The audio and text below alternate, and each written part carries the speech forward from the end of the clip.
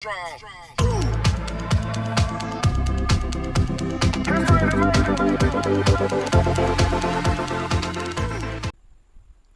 Guys, welcome to exam prep with Tapi. आज हम लोग पढ़ेंगे मैनेजिंग इनोवेशन एंड एंटरप्रेन्योरशिप के यूनिट 3 का last topic which is open innovation limitations and benefits. इसमें क्या क्या देखेंगे? पहले तो देखेंगे लिमिटेशंस, फिर देखेंगे हम लोग बेनिफिट्स। तो पहले देखते हैं लिमिटेशंस क्या होते हैं। Implementing and open innovation models comes with several challenges. तो चैलेंजेस और लिमिटेशंस क्या होते हैं?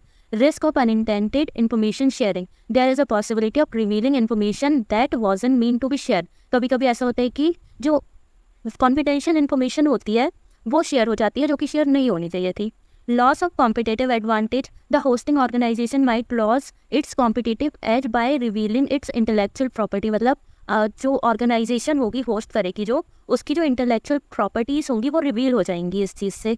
Increased complexity in management. Managing and regulating how external contributors affect a project become more complex. मतलब इसमें क्या हो रहा है कि मैनेजर रेगुलेट करना पड़ रहा है इंटरनल और एक्सटर्नल को, तो ये अफेक्ट कर रहा है प्रोजेक्ट को और मोर कॉम्प्लेक्स बना रहा है।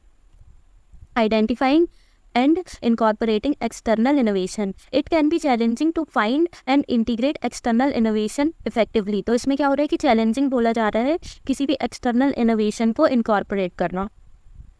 Realising innovation strategies. Innovation strategies need to be adjusted to include external sources to fully benefit from open innovation. तो innovation जो strategies होती है वो क्या adjusted होनी चाहिए जिससे कि जो external sources है ना वो अच्छे से benefit provide कर सके open innovation को।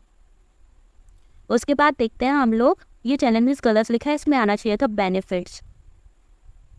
Open innovation offers several benefits to companies operating on a program of global collaboration.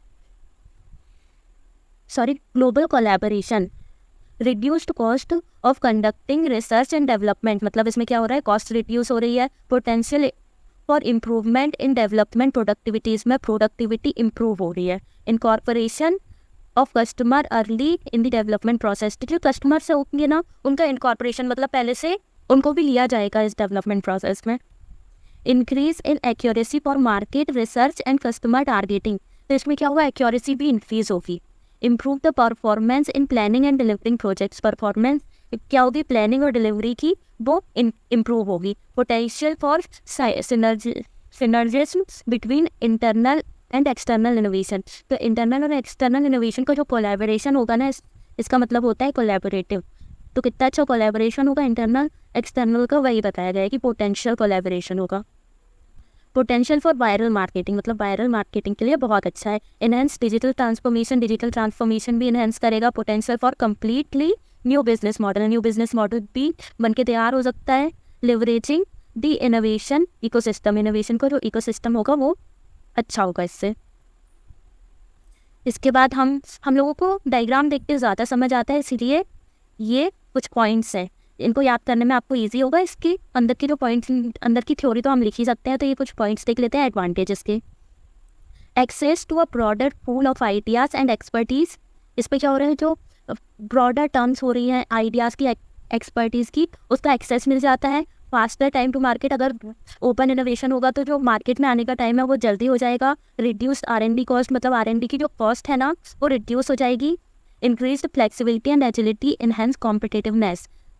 मतलब फ्लेक्सिबिलिटी और एजिलिटी इंक्रीज हो जाएगी और कॉम्पिटिटिवनेस इंक्रीज हो जाएगा। अब चैलेंजेस भी है तो वो देख लेते हैं क्या होते हैं चैलेंजेस। इंटेलेक्चुअल प्रॉपर्टी कंसर्न्स, वही जो फर्स्ट पॉइंट में पढ़ा था। कल्चरल एंड ऑर्गेनाइजेशन बैरियर्स, कभी कभी कल्चरल और ऑर्गेनाइजेशन के बीच में बैरियर्स आ जाते हैं। Coordination and management complexities. Quality control and integration, मतलब कैसे क्वालिटी को कंट्रोल किया जाए, कैसे इंटीग्रेशन किया जाए, ये चैलेंजिंग होता है। फाइंडिंग द राइट पार्टनर, ये मैनेजिंग द इनोवेशन प्रोसेस। अब इनोवेशन प्रोसेस को कैसे मैनेज करना है ये भी बहुत ज़्यादा चैलेंजिंग होता है। तो यहाँ पर हमारा ये टॉपिक ख़त्म होता है। Please like share and subscribe and thanks for watching.